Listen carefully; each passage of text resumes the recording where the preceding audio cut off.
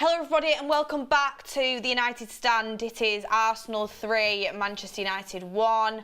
How on earth did we get to that scoreline? I mean, I was going to say I have no idea, but I do know how it happened. A lot of controversy in VAR decisions. Ten Hag with his hands tied behind his back again. A lot of people, I'm seeing a lot of blame on Ten Hag and everyone's entitled to their own opinion.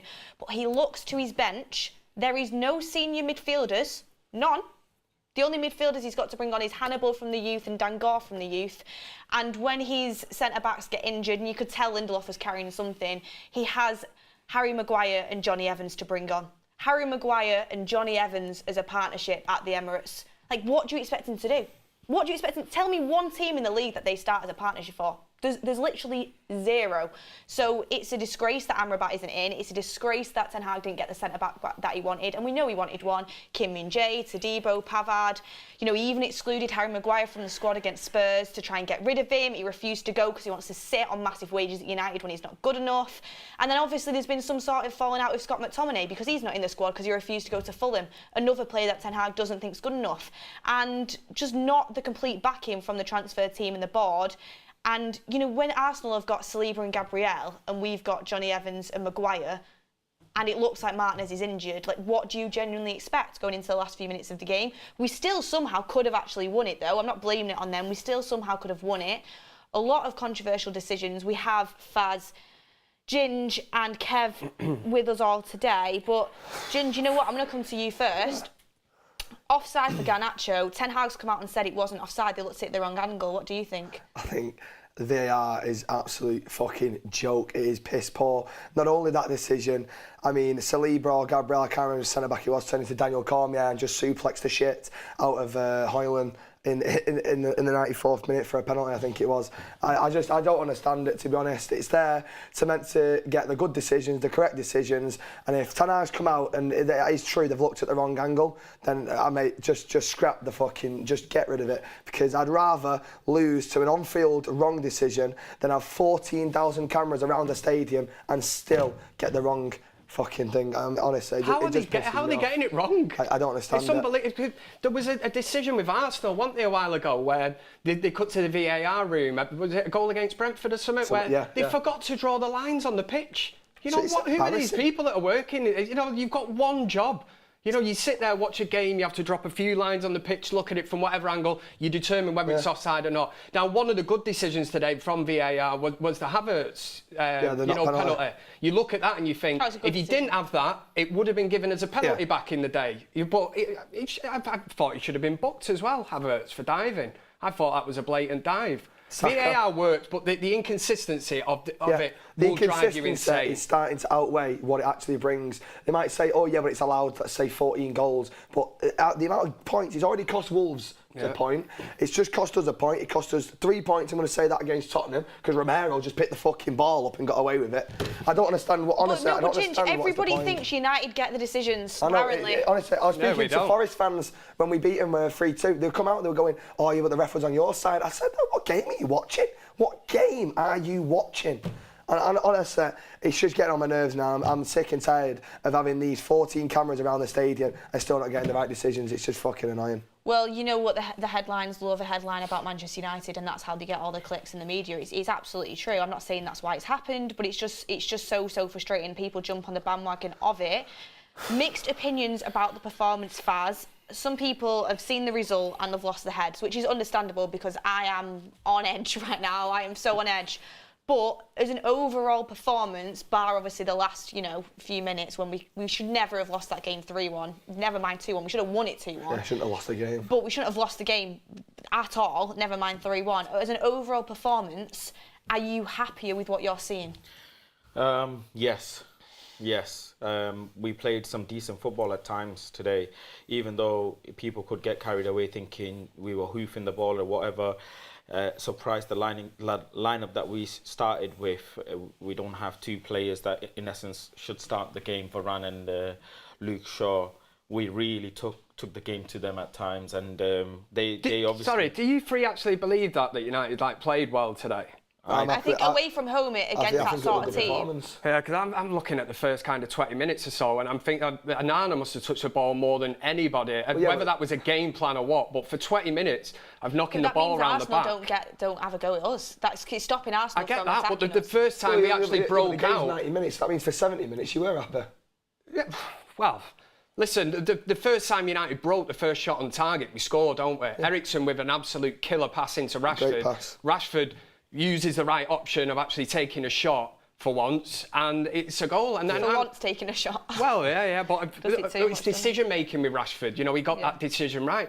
I just felt that you look at that and you think, well, can we not do that again? Can we not kick on, you know, and try this counter-attacking football? We concede a goal within, what, a minute? 36 seconds. I think the United players were still celebrating when they equalised. Well, you actually seen, they analysed it at half-time. Martinez literally shouts to Eriksen to mark Odegaard. I've seen it. And then he doesn't mark him, and then Odegaard goes and slots it in the bottom right. So it's an obvious mistake from Eriksen. That's why we conceded 36 seconds later. But then he set up the goal as well, so it's like that, isn't it? Being serious though, for the 2-1, which is what made it 2-1. Ten Hag said it was a foul on Evans. I think that's just what you get in the box. I actually don't think. Yeah, I don't think that's a foul, but I think there's other decisions that have cost us, no, there like is. The offside one. And the penalty as well. Yeah, and the penalty. I just don't understand how we've lost that game. But it's like on that 2-1, really crucial moment in the game, you just know something's coming, don't you? You know. You've got Maguire and Evans still as statues in there. And to think that United are playing with... I'm not going to drop it because it's an absolute disgrace. Maguire and Evans at the Emirates. Maguire and Evans. Saliba's out here, one of the best defenders in the Premier League. Gabriel, obviously, young defender. I don't rate him as highly as other people do, but he's miles better than both of them players. It's an absolute embarrassment. They don't start for any other team in the league as a partnership. This isn't a prime Johnny Evans. This is a Johnny Evans that got relegated last year with Leicester City. And then didn't stay on. They're in the Championship. They're in the Championship. He's got his name. His name. He's got his age as his number on the back of his top. It's so embarrassing. I'm not shooting him down because he's been gifted that opportunity. Yeah. You know, at my age now, if United said, we'll give you a contract, I'll come and play. Not a problem. I might not be very good. Johnny Evans must think he's like won the lottery or whatever, and fair play to it. The same way, I know you like him, Weghorst, but Weghorst come to United, he couldn't believe it. He's probably thinking, 100%. And this is where Erik Ten Hag is working with his hands tied behind his back. And I know we always come back to the issue of the ownership and that, and all these rival fans always say, oh, it's only when you're defeated or whatever you bring up the ownership. No, we're not, because we had a protest after the Nottingham Forest game. It's active, it's been in games, you know, when Manchester United have won before games. So it will always be there. But Erik Ten Hag, you're getting one of these, you know, a brilliant forward-thinking coach, and what's the point? What is the point if you're not going to back him? It literally is like, what, Johnny Evans? You know, you're ending the game with Johnny Evans, Harry Maguire, who he clearly does not want at Manchester United. We are down to the bare bones, and we're pinning a lot now on Hojlund, who I like the cameo role of him coming on. We've not had a top striker at Manchester United for a long time. Somebody's certainly who has not hit the prime, but it's worrying, man, and especially with the stories coming out that, you know, the Glazers might be looking at taking United off the market. It really is scary, man. There's so many super chats coming in, loads of people in the chat. We've just got nearly 28,000 watching, so a lot of people watching this show. Woozoo says, should we promote whoever starts at centre back in our under 21 team over Maguire and Evans? Couldn't get much worse, to be honest. Sultan, I'm tired of Anthony, who paid 100 mil for fake Brazilian that is so predictable and can't take on a player. Villa paid 40 for Diaby and we paid 100 for Anthony. Make it make sense. You're entitled to your opinion, whether we agree with it or not. I'll come to you in a second, Ginge. Ben Arim says, we all said there are other priorities, Beth. When we admit Onana has not made us better, we're playing out from the back and playing out from the back. One thing to say, you know, have your own opinions. De Gea is still unemployed. He doesn't have a club. Not a single club across Europe has signed him up, and yet United apparently should do. That's all I've got to say on that one. I think Onana's a good keeper. Yes, maybe he should have done a little bit better today, but the whole point is we're meant to be playing building up from the back. We've not executed properly yet, but it is a process. That is my opinion. It takes time, yeah. Did you want to say something back to that, Anthony? No, I just don't understand how you can sit here, how you can slate Anthony I think he was the hardest working player on that pitch today. The amount of times he'd have a shot, he'd get blocked, they'd go on the counter-attack, and he's defending Martinelli and getting us goal kicks and stuff like that.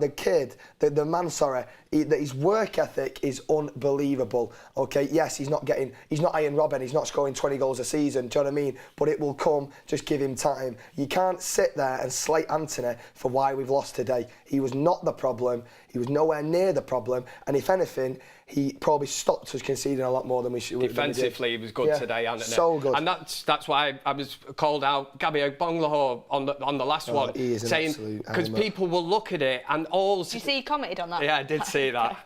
Hello, mate, if you're watching. my new mate. But Anthony, the defensive, people don't look at that. No. Because all he will look at is, oh, Anthony's got no assists, he's not scored any goals and all that, and you go, right, fair enough. But yeah, he was quite happy to defend Jack Grealish at Manchester City, who did pretty much nothing in his first season at Manchester City. This is, Anthony's second season at Manchester United now. And yeah, it's defensively, the partnership between him and Wan-Bissaka is... It's looking good. It is getting there. It takes time, man. Abby Boy Adeji says we have spent almost 200 million. How about Kim Min-jae, Osman, Amrabat for that plus 50 million? And why can't our recruitment be smart? Quinstar says surely McTominay and Bailly would be a better centre-back pairing than Maguire and Evans. And have I missed another one? Savage says 11th of May they will visit Old Trafford and will be a different United with Amrabat, Hojlund, Shaw, Varane, Martinez and Mount, Manchester United forever. I agree with that. I think we do beat them at home, but it's just frustrating that we don't have the depth now. Like the start of the season is so crucial. This is where you've got to have it. You don't have Amrabat to look to. Hojlund's only just coming in, but Bruno Fernandes has just come out and said, sometimes it's about fine margins and they go against you, but we can take a lot of positives from that performance. Yeah, I agree. We can take positives. No matter what anyone says, Arsenal are a very good team. Yeah. And you're playing them at the Emirates where we've got a terrible track record. And let's be honest, if that Garnacho goal stands and it's literally a whisper away, Ten Hag's saying it should have been on, but it's a whisper away if it is offside. It's so close, and they are the fine margins you're talking about. There is some positives we can take from it. We will get into individual performances as well. I'm seeing a lot of stick for certain players, which I think is a little bit overboard. But Faz, Hojlund, the difference between Hojlund and Martial is just for one night and day in what he played. Like a striker that can actually hold up the ball, a striker that's going to be physical, get in between his centre-backs, like earn himself a penalty, in my opinion, and as well has electric pace. I mean, isn't that exciting to see taking shape for the rest of the season? It's a bit shame it's late, but... Yeah, it was good. It's good to see someone who's physical, someone who can be annoying to the defenders, who's not looking at other players and just getting into the box when we're on the counter. You saw a lot of motivation from Casemiro towards him as well. I don't know if you guys saw that. Same when he grabbed him. They clearly, believe in him, and like we all know, it's going to be a project. It's going to be a development phase for him to come into Manchester United. But I told everyone on the build-up show, it's not just what Rasmus Hojlund brings, but it's what the team do when Rasmus is on the pitch, because he's such a different striker. I'm looking at it from a tactical standpoint, how, he's pressing, how, for example, if Bruno's behind him, is he going away wide to press because Martial isn't pressing as much? And you saw in the first half, or the first 60 minutes that Martial played, he looks like non-existent on the pitch. He looks like he's carrying a 20-30 kg bag on him. That's what he looks like. He's very slow, very lethargic, whereas as soon as Rasmus comes in, it feels like the front line is a bit more alive. I know by that point, as he settles into the game, Rashford and Anthony are quite a bit tired, because they both helped out their fullbacks quite a bit today. But it's going to be interesting to see how the team's set up as Rasmus is coming in. And an interesting start is, I think we crossed the ball 3 or 4 times all game, and they crossed the ball 26 times throughout the game. So again, these are threats that we need to be bringing in. First half of the game, you saw us pinging the ball constantly to Rashford and constantly through that zone of the pitch, where now that Rasmus is coming in, we're trying to see if we can play the ball through the middle, use him as a holder player, bringing in the wingers in. So there are lots of positives to take from his performance. But there's a lot that I wanted to say on the game as well, if I may. You can. A lot of people... This is why you are on here. A lot of people... No, sorry, I was interrupted before. No, this is... Sorry, Faz. No, sorry. It's okay. But look, majority of the game, everybody was on the edge of their seat, right? Yeah. Everybody looking at how the team started out in the start of the season, and from minute 1 onwards, we were being played out the park, we were being dominated, players were dropping shoulders, you know, on us. But today I saw a bit of difference. Yes, Casemiro at times hoofing the ball. Yes, at times we're not patient with our build-up that we need to be. But overall, in general, there are so many aspects of the game that I really, really enjoyed. I really liked that Rashford was helping Dalot today. That was clearly, again, the things I said in the build-up every single thing came true. Rashford needs to come back, help Dalot. He did. Anthony and Wan-Bissaka are going to hold it down. They did, right?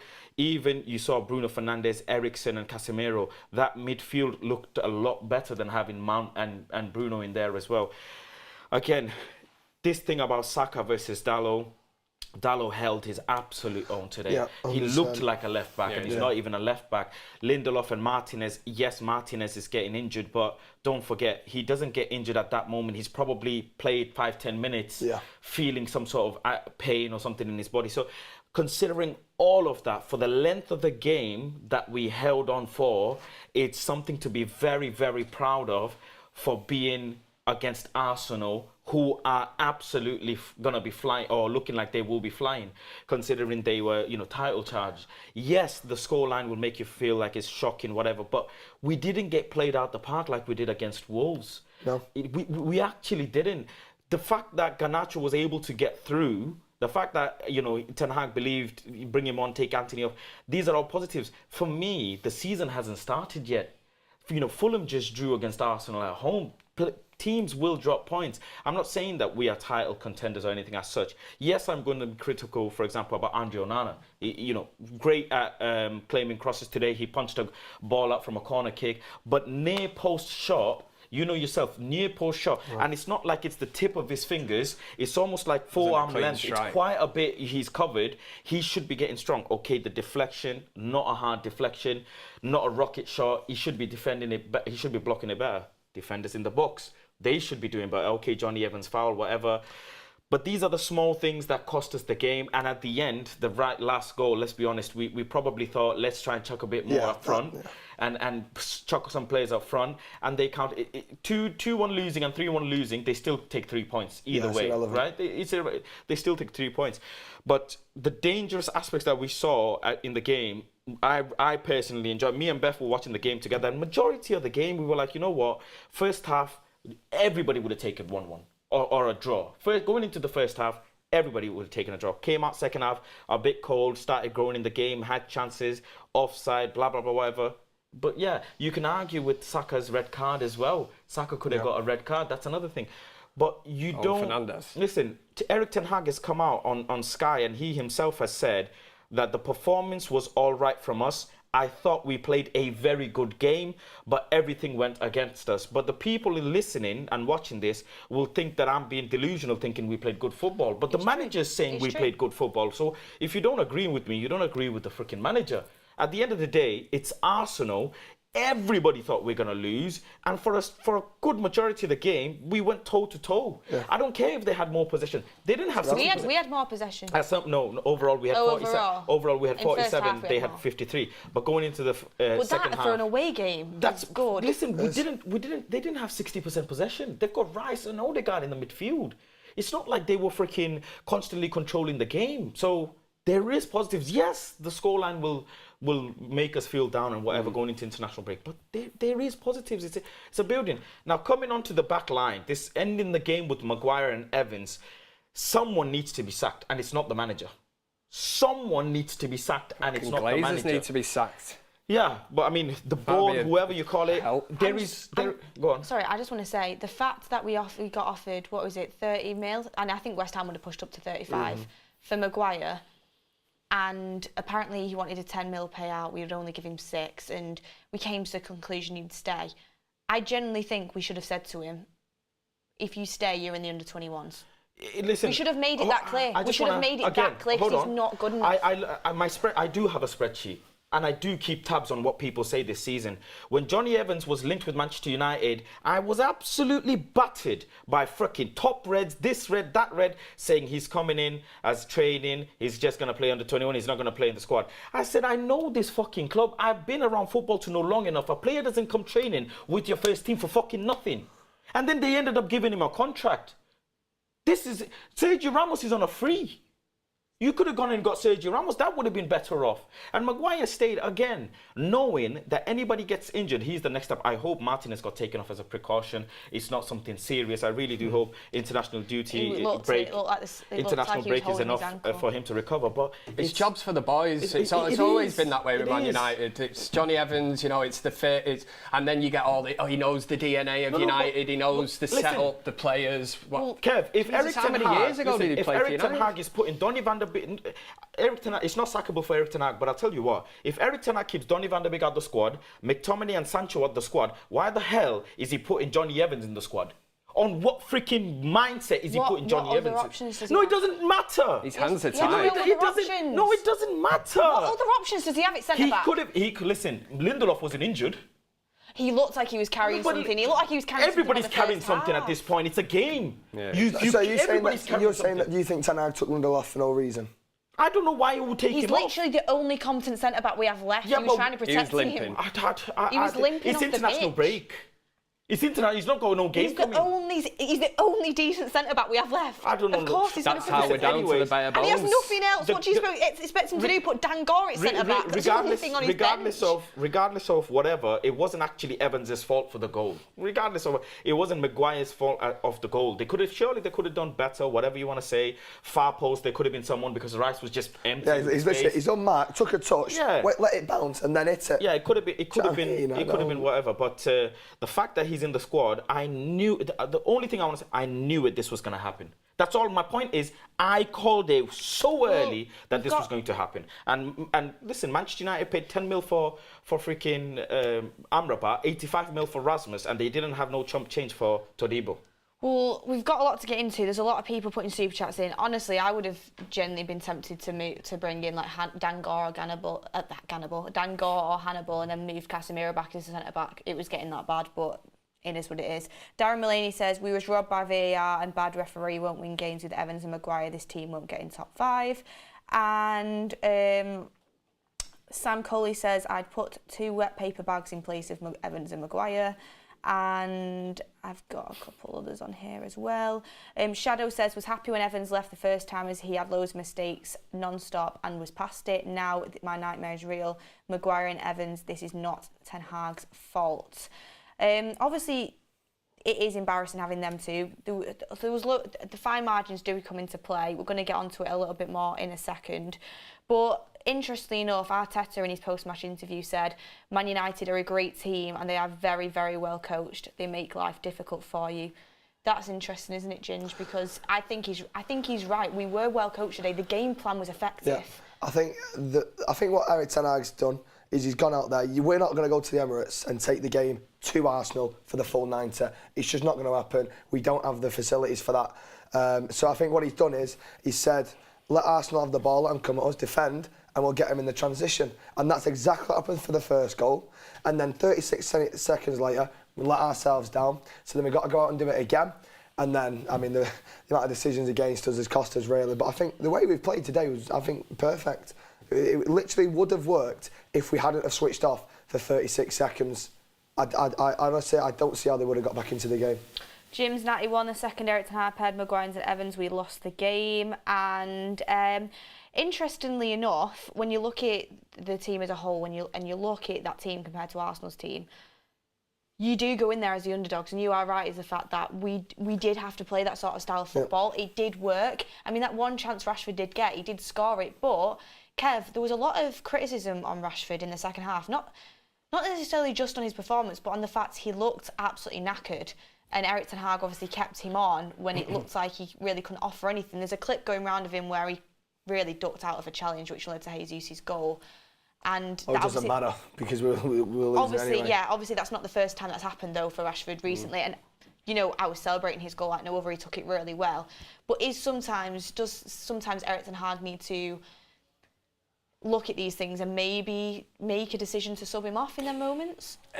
Hindsight's a beautiful thing because you can look at stuff like that, but when you see a player like Marcus Rashford, who is like a moments player, and the goal today was absolutely fantastic. The way that he takes that, he is capable of that. You know, a lot of the goals he scored last season were exactly like that. So you have to look at it, and then again, you're going back to the bench, what you've just mentioned. You look and you think, well, who is there really to come on in that position and change it for Marcus Rashford on that side? I've always kind of preferred Martial on the left. So I'd never seen him as a striker at Manchester United. I'm sure we'll get into Martial in a bit, actually, because I think we definitely need to be having words about that. Just some breaking, sorry if I may. Go on. Ten Hag says Sancho wasn't selected because of his training form. Oh, yeah. There's rumours going around about Sancho, that's all I'll say. Well, that's a worry. What are the rumours? Well, it's rumours. I just don't want to hear it. I'll be honest, I don't want to hear it. We're not going to talk rumours, but I don't know. I don't know. There's rumours going around. Just say a source close to the player said. There's rumours going around that he's not injured. I'll just say that. Okay. Oh yeah, maybe there's been his training form. Yeah, Ten Hag's called him out on his training form.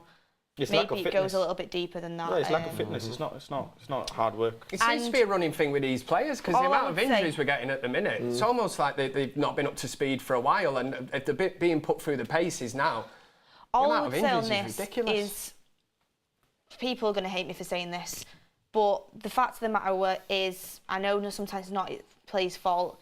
£73 million player. And has been given opportunities in the past and not really shown up to the standard it should be. Erik ten Hag clearly doesn't think he's doing well enough to start him in games, whether people think he should start or not. And then if on the back of it, Ten Hag said it himself, you're then not training properly. What sort of attitude is that to want to get into this Man United team? Them sort of players, if that is the attitude, they should be nowhere near the team. Yeah. If you don't even have the attitude, if you can't even be asked to train at Manchester United when you're getting paid 350 grand a week, go somewhere else then, seriously. You're getting paid 350 grand a week and you can't be bothered to train after you've been here for 3 years and done nothing. I'm sick of it. I'm genuinely sick of it. Because it's like you get paid the same amount as Salah. Yeah. And look what he's done. And just quickly, Ten Hag has said on Sancho, on his performance in training, we didn't select him. You have to reach the level every day at Manchester United. You can make choices in the front line. So in this game, he wasn't selected. Thank you. And that's what you want from your manager, do you not? That's what I want my managers to do. Yeah. Because there's players, it's too long at this football club as players been allowed to half-arse it and continue here, and that shouldn't happen. And I believe my manager when he says that. So I'm in a bit of a bad mood. I usually wouldn't go that far, but it's true. And again, the fact that I said it last season so early, and it's sad that I sit here having to refer back to people who called me delusional, and I said, Jadon Sancho cannot finish a full game. I remember the day I said this on this forum early on when I started, and people didn't want to hear none of it. And now you have our manager telling you that he's not fit. Do you know what I can't believe? I cannot believe you have the opportunity to put on that United top at Old Trafford, biggest club in the world. You have the opportunity, and he's been given opportunity. You know, people can moan and say, Anthony coming in took your spot. If you were good enough, you'd play. Yeah. You've had that opportunity, and you know what? If you're not good enough, you're not good enough. But to not even try, to not even put the effort levels in, that's where I have an issue. That kills me. That's where I have an issue because. And he is good enough. The form we've seen at Dortmund. He's good enough. He's that's talented. What annoys you. He's got it. That's what annoys you because if he actually tried, he could hit the heights. Yeah. But Ten Hag's left him out because of a bad training performance, and that is just inexcusable in my opinion. And well, as Roy Keane would say, that's his job. But that is his job. His job is to be paid a shitload of money to train every day, and play one or two football games a week, when the Champions League kicks in and that. That is his job, and he gets paid a shitload of money to do it. And he's not training properly. You think of some of the past players that played at Manchester United. Listen, I don't want to say too much or what I know, whatever, but I knew this from last season because there's a reason how I called it out. How can I call it out last season and the manager's saying it now? And people didn't want to hear it then. A player's not getting selected for the squad for fitness is not concerning is beyond. Players get sacked for that. Yeah. Players get. It's a breach of contract. Pep Guardiola absolutely hammers players on press conferences, saying you've come in overweight or whatever. The ball Colin Phillips didn't even play for the whole season, basically. And I just listen. It is what it is. People have selective hearing. But at the same time, Erik ten Hag, this is the manager we wanted. Yep. Somebody to come in, discipline, get in there, get into these players. We wanted a mentality shift at United. We wanted it all ripping up. And he has come in and done it. But we go back to the start of this when we started the show earlier, and the fact that he is working with his hands tied behind his back. He really is big time. You'd have to be looking now and going, it really is not good enough. Where does it end? Where does it end? It's ridiculous. Obviously, we're going to speak about the team now, the team today that's played, but not even being fit enough for selection because of the manager is an absolute disgrace, and we'll just end that there. But Zua says Sancho is not a natural athlete. That's what holds him back. You can do stuff to help yourself. You've got the most goal contributions in Europe at Dortmund, and the Bundesliga isn't as good as the Prem. But it's not an excuse. Ian White thought we played well, but really unlucky to lose. Gets worse before it gets better. Just need a little luck. Hope our centre backs make a quick recovery. That's a good positive outlook on it. And we've got another one in here from Julio Barrera saying, serious question, why don't we play Eric Bailly? Because Erik ten Hag doesn't want him and doesn't see him as part of his plans. That's why we won't play him. But you know what? Let's talk about a positive player, which today I thought was positive. We'll go to you, Kev. Diogo Dalot, left back. I'm generally thinking, is he better at left back than right back? Saka, one of the best wingers in the world, completely could not get change out of him today. How well did he do? When I seen the team originally, I was kind of looking at it. I was happy with it. The key areas were, I'm sure we all looked and thought, it was kind of Dalot and Wan-Bissaka, how they were going to get on against Saka and Martinelli. They both did fantastic jobs. Dalot just continues to bamboozle me. Because it really wasn't that long ago that we were all kind of sat on here. There was talk of AC Milan coming in for him, and I think we were all at a bit of a crossroads, weren't we? It was like, should he stay? It's not the end of the world if he goes. By God, I'm glad he stayed now. But you look at that injury to Luke Shaw, obviously Malacia's out as well, but he's come in, he's stepped up, he's showed that he's versatile, and that is a major thing in this team. If you can prove your versatility to a manager like Erik ten Hag, and you can get in left back, right back, you've got more opportunities. It works out better. Sir Alex Ferguson did it really well, turned a lot of other players, like even the likes of Phil Neville could play left back, right back, Gary Neville could play right back, centre back. John O'Shea, CDM. John O'Shea, man, he even played in goal, he was that good against Tottenham, made a great save from Robbie Keane. But you need these versatile players, if you just nail down to one position, can't play anywhere else. Dalot, he just continues to baffle me, but in a really, really good way, where I look and I think, I'm so glad Manchester United did not sell him.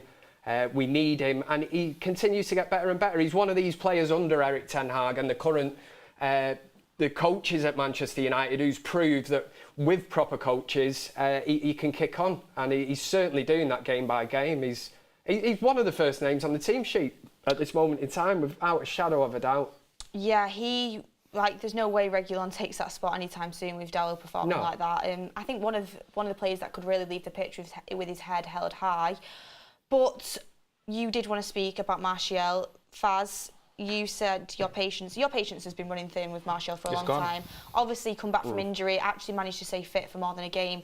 But I am not joking when I say I genuinely think you could put a 65-year-old man on that pitch and they look like they could move about better than that. And Martial Ricky would have been better up front today for United. I bet Ricky would have put more of a shift in. It's just... No disrespect to him. And I think Martial is a brilliant player. Well, was a brilliant player, not anymore. But that is like just non-existent. Non-existent, was he? He wasn't. Look, off the ball, Ricky goes on about how he presses and blocks passing lanes. I mean, that's just fucking basic. Honestly, that's basic football thing to do. I'm just tired today, I'll be very honest, I'm tired. He did absolutely nothing. The little bit that Rasmus came in, he's been physical, he's holding off defenders, he's trying to bring others into play, and all the things that Ricky and everybody else tells me about Martial today, it was non-existent. Now, I won't be surprised, and I've put it out there again, that I think Martial is carrying something already. I really do, because he's always injured. That's not something. That's not the Martial who starts. A fit Martial is a little bit more sharper on goal. There's certain positions he got into where he had the ball. I thought he's going to get a shot on target. It was absolutely nothing. At moments, I thought he's not even on the pitch. Again, numerous occasions, right, where Rashford is on the left, got the ball, he's running up, and Martial's jogging. And it's like, why are you jogging? You're supposed to be the number 9 tapping the ball in if the ball comes in. Why are you not blistering forward? So I'm expecting that there's something going on. And maybe we might not hear about it because he's international duty and he doesn't go on international duty. So I think he might just rest it out. But it's criminal that we didn't sell him. It's absolutely criminal. And it doesn't matter if nobody came in for him or whatever. Manchester United's job is to be able to sell these sorts of players. And if the club can't do that, then what's Richard Arnold and John Murtough actually doing? We've seen the way that Martial responded when Ibrahimovic come in at Man United. You know, they took the number 9 shirt off him. He spat his dummy out, Martial. Today, the performance that he put in, it's almost like it's going to be the changing of the guard at Old Trafford. We know that Hojlund's primed, ready to go. He's getting up to speed.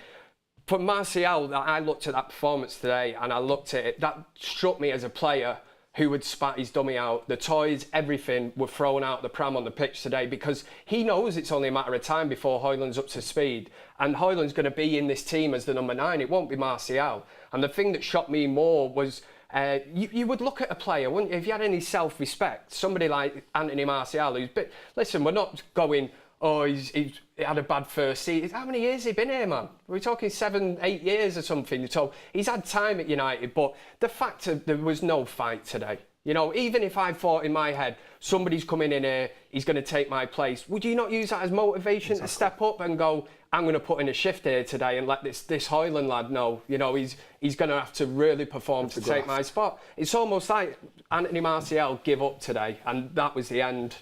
Do you know what? Really was. I agree with you there, and it's like I don't think he's giving up. Like I don't think he is. I think his body's give up on him. That's what I think the issue is. Like I don't think it's a mentality thing with him, but I refuse to kind of believe that. But it is in a way, we know what Ten Hag's like. He wouldn't play him. He's pulled out of challenges, hasn't it? And that definitely is a mental thing. If you've had so many injuries, when you start pulling out of tackles, the thing is though, what you've got to realise though is, I agree with you. By the way, Martial had a bad game and didn't look up to it at all, but we've just seen he's left Sancho out there because he's not even training well enough. If Martial didn't have the right mentality, he wouldn't be playing. Anytime Ten Hag has an opportunity to play him, he does.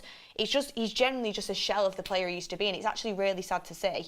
But I've just thought of something. You have Amrabat available today. You can just do a straight swap, put Amrabat as the 6 and move Casemiro into a centre-back, which we know he can play well. He's done it before. And Casemiro, no doubt in my mind, is a better centre-back than Maguire and Evans together.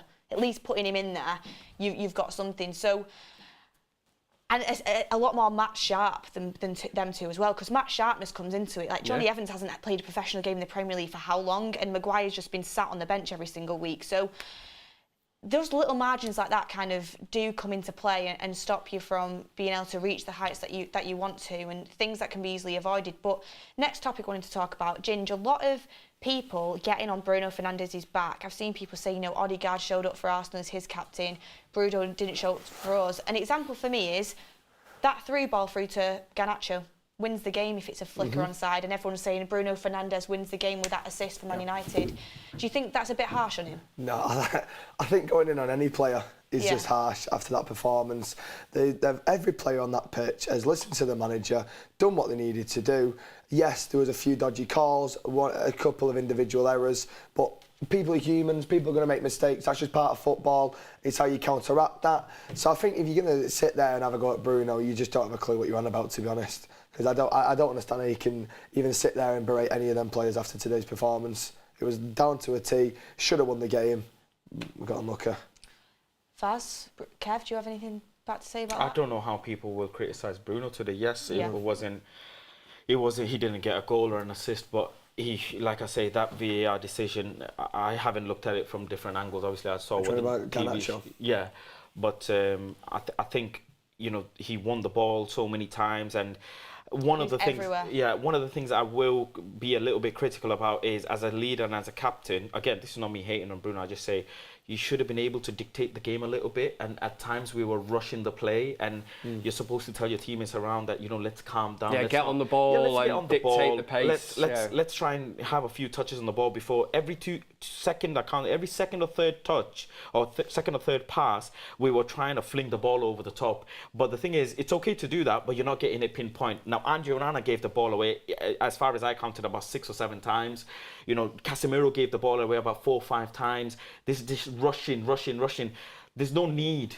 Absolutely. I'm more than happy for Andre Onana for what he did today in terms of holding the ball, soaking up the pressure. Yeah. That's what he's there for. Drag everybody in, find someone, and then maybe get in behind. But at times where there's nobody pressuring anyone, players are hoofing the ball. And I think that's where it kind of, you know, took the game to Arsenal, because they obviously end up with possession.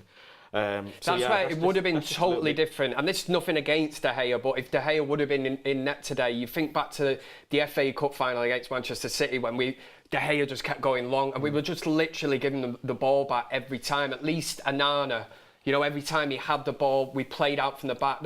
That's another positive today, was the fact that you can see the back four, you know, the way they're trying to play out from the back.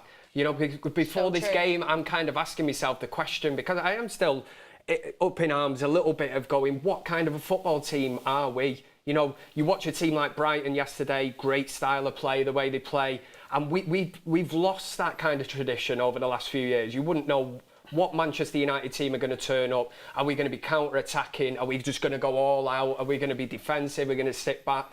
It's finding that, isn't it? And once Erik Ten Hag come in, I think we all just assumed straight away, Ten Hag ball, we're going to be playing, you know, great football, these little triangle passes, you know, moving up in tandem up the pitch and that. And it will take time, but again, he needs the players in the system to fit that system. And there's no point arsing around with the likes of Maguire and Johnny Evans, players that clearly would not have been, you know, first on Erik Ten Hag's list. He's literally working on... You think of the main list he would have had of targets. He's not even working off the second one here. We're talking 8 or 9 pages down. He's going, right, this is the backup plan. It is not good enough for Manchester United. At the risk of sounding like Gary Neville, we're Manchester United. I do get what you're saying. You could finally start to see like that bit of an identity forming, and we were playing out the press really, really well. And they look comfortable doing it, and that's the thing. Sometimes you get a player on the ball, but all them players at the back today are comfortable on the ball. Wan-Bissaka, you know, Dalot, Martinez, even Lindelof to an extent to come in over Varane, and I thought he did all right. I think Wan-Bissaka's massively improved at doing it. It's like, we were good in our own third, getting through them that way. It was just getting into their third was an issue for us. It massively needs help. It needs improvement. I think it's getting better, by the way. Do you think it's getting better? And I think with Hojlund, when he came on, you could really kind of see what he's going to bring. Like, he was actually winning the ball and just laying it off. It's just simple stuff. Like having a number 9 who can do that for you. So he came on, he just absolutely ran at Gabriel and he shit it. Yeah. That's what you get with him. He turned his back, he went in, you know, the size of the lad for 20 years, you know, 20 years old as well. We've not had a physical striker since what? Well, Cavani was, you know, a physical kind of striker, but again, another player that wasn't really... He's gonna develop physically. I think biologically, a human develops until 21 years old. He's only 20. He's gonna develop, you know, strength, size, all of these things. He's gonna start learning the defenders in the league. And he's quick. All of these things, loads of positives. The fact that in that little bit of time cameo that he had, he showed so many things that we can be excited about. Yeah. That's very promising. But we shouldn't create unnecessary amount of expectation thinking he's... No, you don't want to pile it all on him. We don't want to pile it on. No, definitely not. Yeah, I'm excited for him, and I honestly think, I'll go as far as to say, I think next game he has to start up front. 100%. Already. If he's fit, he starts. What is the point of playing Martial? I am done with that. Absolutely done. You would tear your hair out watching it. He's non-existent. Today, like I said, he doesn't look interested. So what is the point? What is the point? It is promising, though, that he actually does look like someone that's going to really have a good impact on our seasons for the foreseeables. Like 20 years old, it's exciting. Obviously, you've only seen a little bit, but it is exciting. When you see attributes and potential, usually somebody who's going to run and create space for others. Yeah. When's the last time we had a striker like that? Even if you bend a run and run off somewhere, you know, just to drag somebody out of position, not necessarily to try and get the ball. That's what it's all about. And then hopefully the midfielders are like whoever it's going to be, Fernandes, Mount.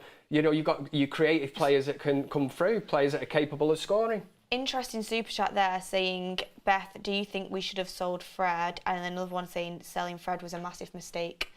Thoughts? I loved Fred. I absolutely loved him. At this point, it looks like it would have been good to have him on the bench as well, because we know how impactful he can be, and also it would have been good to have Eric Bailly on the bench as well at this point. Do you know what I want to say though? I want to say fair play to Fred for actually being bothered to go and get yourself first team football and having the ambition to do so. Unlike other people. Because, you know, McTominay turned down Fulham at the end of the window. Clearly Ten Hag's not happy about it because he's been dropped from the squad.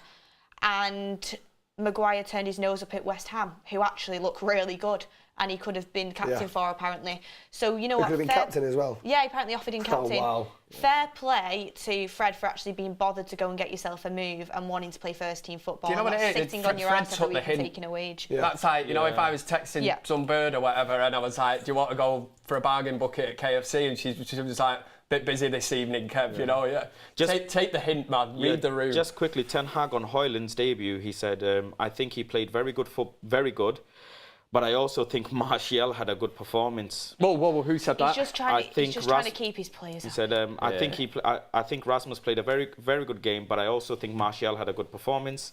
I think Rasmus Hojlund had a very good impact on the game.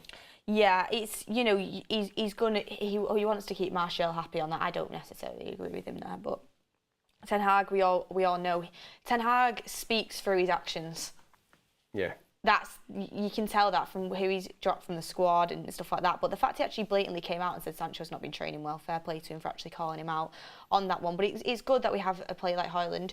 Say if we do come back from the international break, and it's such a shame to go in on a loss like this, but you come back from the international break, you have Brighton at home, super tough game. Ginge, let me know your thoughts if you see that starting lineup and Ferguson against Johnny Evans. Starting is your starting back four. It's Wan-Bissaka, and I mean Wan-Bissaka and Dalot were fantastic today, so I'm not even going to include them actually because they did brilliant jobs. But your starting centre back partnership is Evans and Maguire. How are you feeling? Nervous, shaky, throw the towel in. I don't think it will be. I think that hopefully Martinez, Lindelof, or Varane, one of the three has got to be back.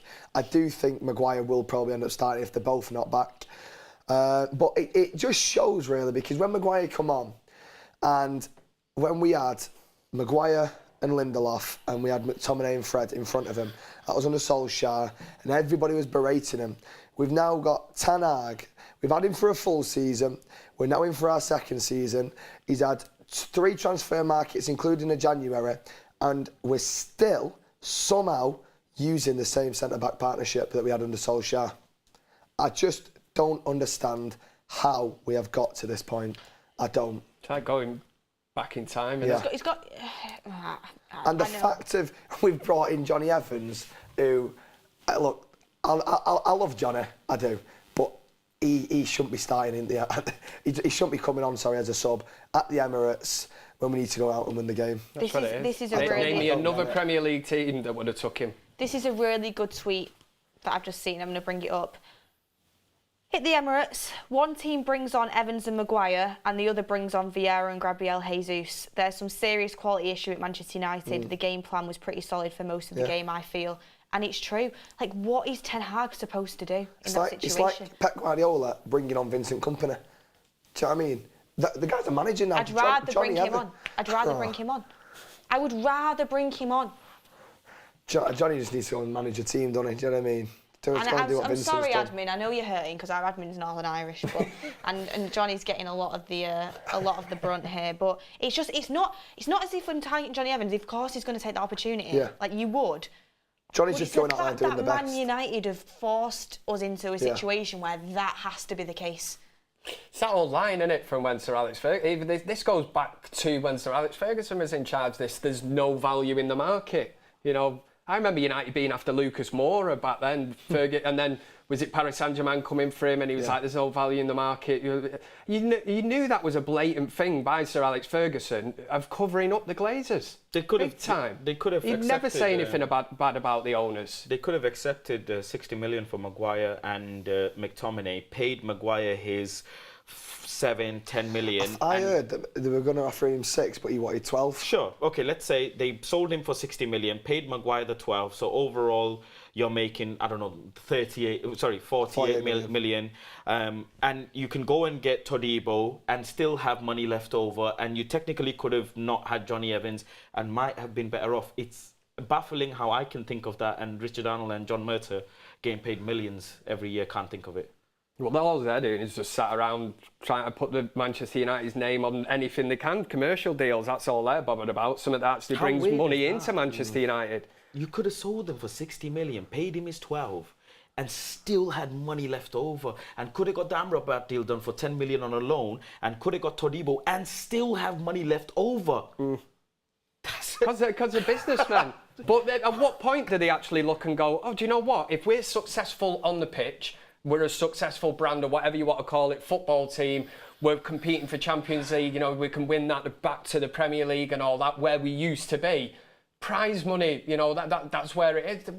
How do they not understand that? Like any walk of life business, you have to put money in, you know, and improve things constantly. We're just falling behind. Got a bit of breaking news for you guys. Lisandro Martinez has left with Alejandro Garnacho for Argentina duty as planned. He has no protective boot on our crutches, so hopefully, that's a good sign, then. Hopefully he's going to be okay. That makes me question why the hell. Yeah, I don't know why he's gone off then. Why have we taken him off? We don't be precautionary at the Emirates going into an international break. We don't. No. Like, but it was Martinez that sat down, so I think he's being precautionary for his Argentina spot. Yeah, but that pees me off. That. No, I understand that, but I think that could be he went down. I know that, right? I'm not throwing Martinez under the bus. You know, he could be genuinely hurting, but there is a thing at Man United where you're playing Arsenal at the Emirates, you're about to go into an international break. Unless you're injured, I expect you to play on. Unless you're physically injured. How many times did Mourinho for Argentina? You're not. Remember Mourinho? How many times when he come to Man United, he was shocked. He said there was players like Chris Smalling or whatever that were going, can't play this week. You know, I've got a dead leg or I've got whatever. And Mourinho was more or less saying, grow a set. You know, you can have an injection, whatever, we get you to play, and you play football. He said that the mentality with some of the players, you know, of saying they were injured and they couldn't play, he couldn't get over it. I'm actually annoyed, you know, because if you can go and play for Argentina now, and, you know, he might have thought it was something that was worse than it is, but you should be playing on. Like, we're in a position here where against Arsenal, we've got a really good stead in the game, and that substitution was a massive problem for us. Who's made that call though? Is that had the medical team come on, assessed him and said we need to get him off? He went down, didn't he? He went down. So it's when a player goes down, it's obviously serious enough. And he's probably thinking in his head that I've got international duty that I don't want to mess up, so I'm going to go down and everything. So, but I do understand as a Man United fan. Yeah. Think about this. Barney says City have 5 world-class centre-backs. We have 1/2 at a push. I think we need a ball-carrying midfield as well. Need someone who can drive through the middle. You're not wrong. You're not wrong. You have to blame. There has to be a balance when it comes to pointing fingers, because Erik ten Hag gave a lot of props to Johnny Evans when he started training with Manchester United, but then he had the decision to veto Eric Bailly's move. The board ended up paying 85 million for Rasmus Hojlund, a fantastic, striker. Hopefully turns up. But again, you're supposed to negotiate, bring that price down. When there are people buying strikers for 40, 50 million, and people buying Kolo Muani, and I'm not saying Kolo Muani is better or whatever. Sure, he could be a more established player at this time and moment, but again, you want to be able to negotiate these deals. And how have we had a worse window this season than last, when the manager and Richard Arnold and John Murtaugh have worked together one season, is more concerning than anything. Does that make sense? Like, yeah, no, it does. Why are we going backwards in the window when we said let's not overspend, when we said let's cash in on players, and we're not? It must be the uncertainty of the sale of the club as well. I know. It always makes me laugh that people go, "Oh, it's affecting the play." That you're not telling me the players have gone out there today, at the Emirates and been going, "Oh, I don't know whether we're going to get bought out, or is this Sheikh buying the club or whatever." They're not bothered. They just go out and they're still getting paid to do the job on the pitch. But you do look at it as the grander scheme of things over the last 18 years at Manchester United under this Glazer ownership. People even turn to me sometimes, even rival fans are like, well, the Glazers have spent money. Well, no, they haven't. You know, Manchester United generates its own money, and that's what they're spending in the transfer window. They haven't put a penny into this club. They stand to make a hell of a lot of money from Manchester United if they sell it. But as usual, they're just being greedy, aren't they? By God, I hope it goes through. I really do. You have some super chats for you now. Yes, I've got absolutely tons that I'm going to read out now. So many super chats coming in, guys. Just don't want to break it up too much, but then I've got a load to read out. So we've got Ross saying, is Erik ten Hag losing the dressing room? Sancho did well as a false nine in pre-season. We need investment. I don't think he is. Oh, we've got a guest. Yeah. We've got a guest in. Mini19 says, don't worry, Glazer is more than capable of killing any manager in this world. And then we have Asit Parida saying, not blaming Ten Hag, but based on pre-season, what exactly is Sancho's position? Would rather have a manager not said anything rather than publicly criticising a player based on his training form. Sometimes players need a good kick up the arse like that, and that is what you call it, a truth bomb, whatever you call it. But maybe he's tried putting an arm around him. He's done the thing of, whatever, where they model it, coddle him. Yeah, but a lot of these modern day footballers, they don't live in the same world that we live in. Football isn't what it used to be years ago. These players are given everything now. They do nothing themselves.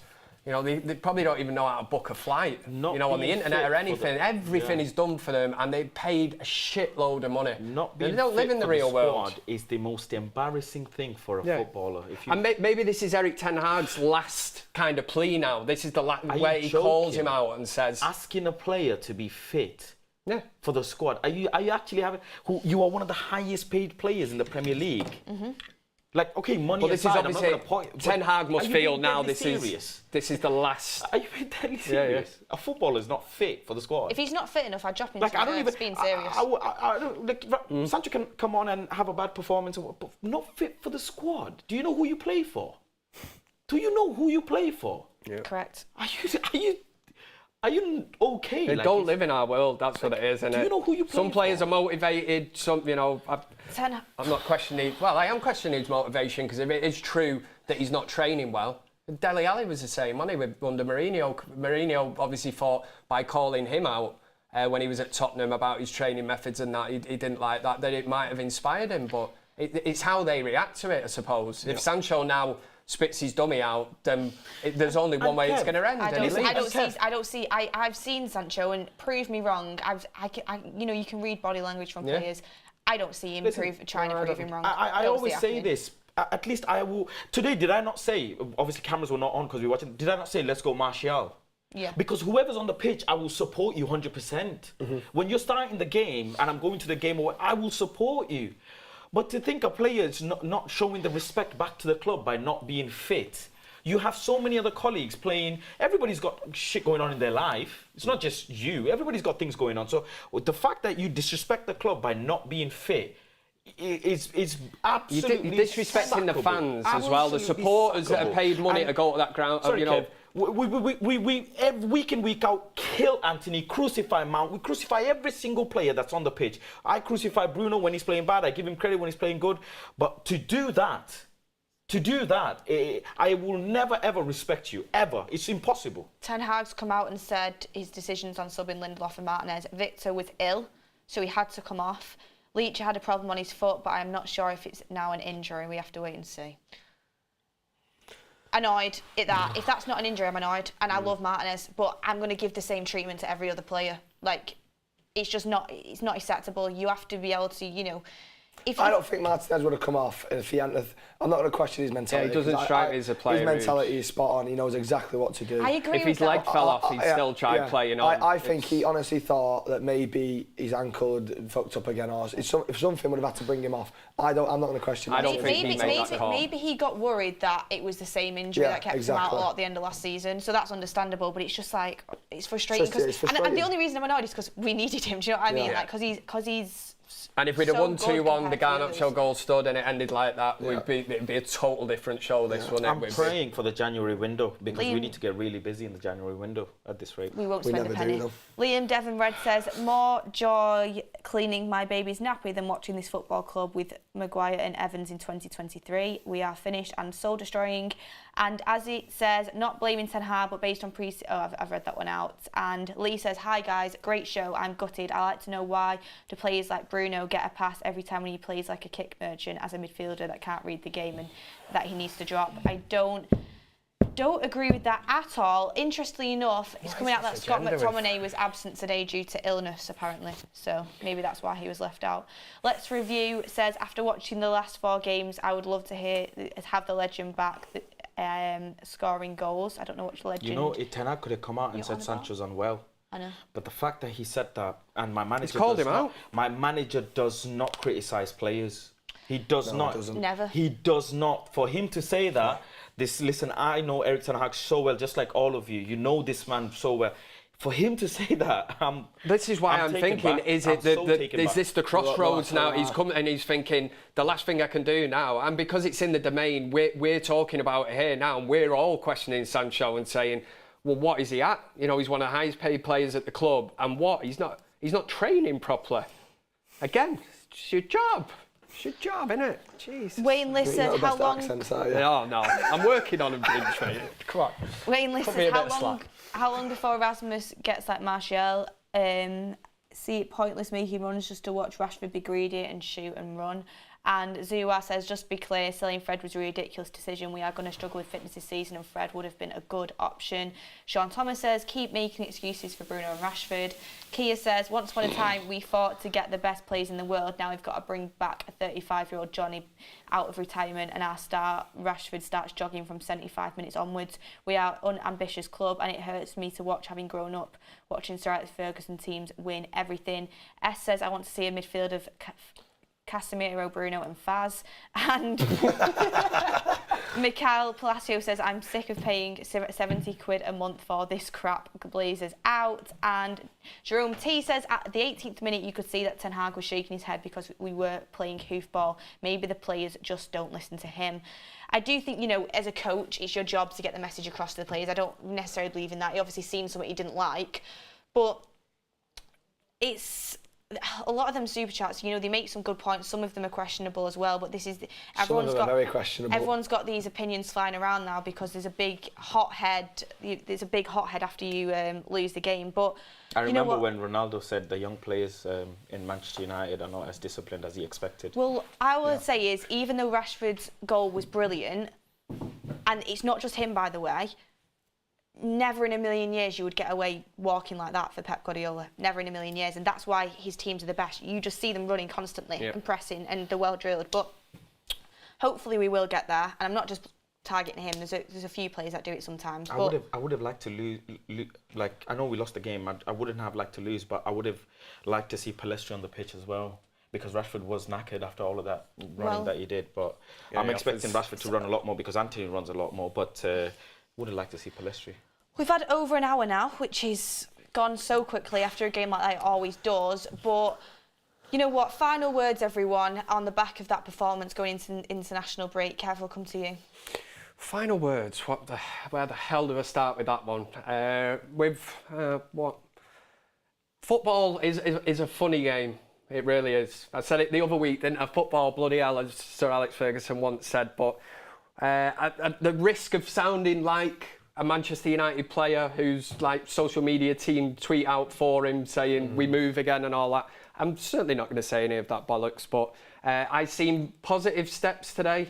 The fact that Hojlund now could be, you know, fully up to speed after the international break gives me hope that it's a game changer for Manchester United. I really do think he could transform this team to have that number 9, well, 11, whatever he wears, but this focal point of the team now, you know, that's going to be selfless. He's going to run into channels, create space for other players, be able to hold the ball up and hopefully score goals for Manchester United. Gives me hope. Listen, I was fuming when I come to the studio earlier, straight after the match. And then you just kind of have to dissect it, the old therapy forum here. And I've enjoyed it, man. Honestly, I'm going to leave the studio a kind of happier person, I think. But the show goes on, doesn't it? Yeah. Manchester United. We go again. Ginge? I mean, today's game, I'd say positives from the performance. I thought it was good. I thought the players listened to Ten Hag. I think anyone who's even questioning Ten Hag is just wrong. I think when we come back after the international break, our title charge will start. But no, ultimately I think that's what I like to hear. No, I do believe. You actually love this, don't you? What? Like you would have liked Weghorst back and. Oh, you'd want Weghorst back at this rate, so you can chill out. No, Weghorst was a good player, but no, seriously, I'm happy with the performance. I'm happy with the way we've played. We've got unlucky. I'm going to do my research when I get home and just see whether they have looked at the wrong angle. Because if they have, they'll be getting a very strongly email. Strongly worded email. Yeah, that's the one. Strongly worded email straight to the FA and the Premier League. United. And Faz, can we just say the motivational speeches have to end here this evening? Well, the shoe has to three go times as well. now. Well, the shoe's gone. The shoe has gone. We've addressed that. The shoe has gone. The motivational speeches are always brilliant at the time. They fire me up, but that was Liverpool. We got beat 7-0. The FA Cup final, and now today Arsenal again. So. Right. No motivational talk from me. All I can say to sum it up is I'm proud of some of the boys. You know, one of them played out of position. One of them, you know, he's not a starter and starting today against Arsenal.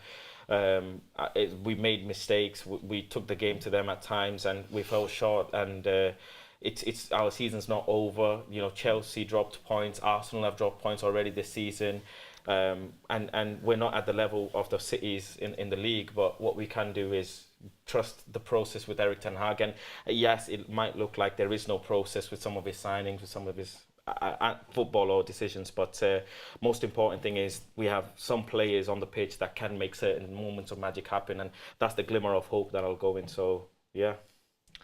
Yep. Lastly, to finish it off, Daniel Lee says Amrabat need to be involved against Brighton. May give us a bit more grit in midfield, a couple of positives today, but we need more than the Glazers. And then we had another one from